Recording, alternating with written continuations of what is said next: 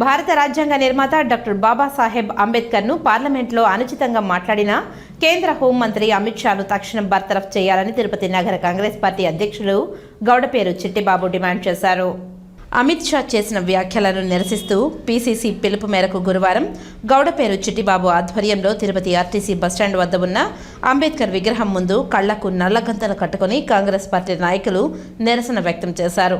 BJP కుల మతోన్మాదాన్ని నశించాలని, అమిత్ షా బహిరంగ క్షమాపణ చెప్పాలని, కేంద్ర ప్రభుత్వం ఆయనను అరెస్టు చేయాలంటూ నినాదాలతో హోరెత్తించారు.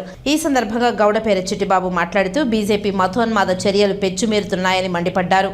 మన ధర్మ శాస్త్రాన్ని తమ రాజ్యాంగంగా మార్చుకొని అమలు చేయాలని బీజేపీ ప్రయత్నిస్తుందని మండిపడ్డారు. ప్రపంచ దేశాలు మేధావిగా గుర్తించిన బీఆర్ అంబేద్కర్ చిరస్మరణీయుడని యావత్ ప్రపంచం భావిస్తుందని అన్నారు.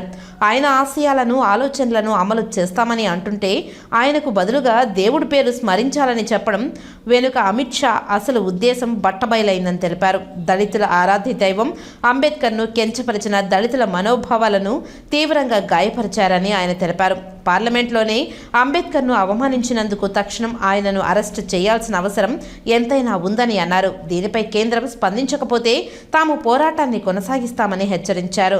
ఈ కార్యక్రమంలో ఎస్సీ విభాగం రాష్ట్ర కన్వీనర్ బోయిన నరేంద్రబాబు, తిరుపతి నగర కాంగ్రెస్ పార్టీ ఉపాధ్యక్షులు గొడుగు చింతల గోపి, ప్రధాన కార్యదర్శి తళారి గోపి, మహేష్ తదితరులు పాల్గొన్నారు.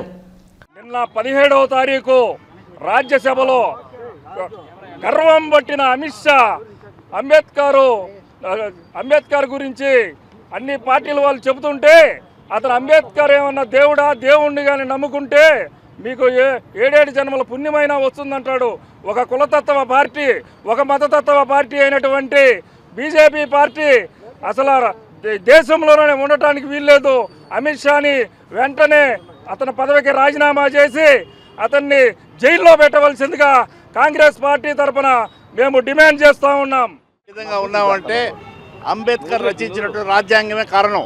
అటువంటి రాజ్యాంగాన్ని బీజేపీ ప్రభుత్వం ధ్వంసం చేస్తుంటే పార్లమెంట్లో రాహుల్ గాంధీ రాజ్యాంగాన్ని రచించినటువంటి అంబేద్కర్ గురించి మీరు ఈ విధంగా మాట్లాడకూడదని చెప్పిన దానికి అంబేద్కర్ని కించపరచడం జరిగింది. దానికి బేషరతుగా అమిత్ షా క్షమాపణ చెప్పాలని చెప్పేసి కాంగ్రెస్ పార్టీ తరఫున డిమాండ్ చేస్తున్నాం.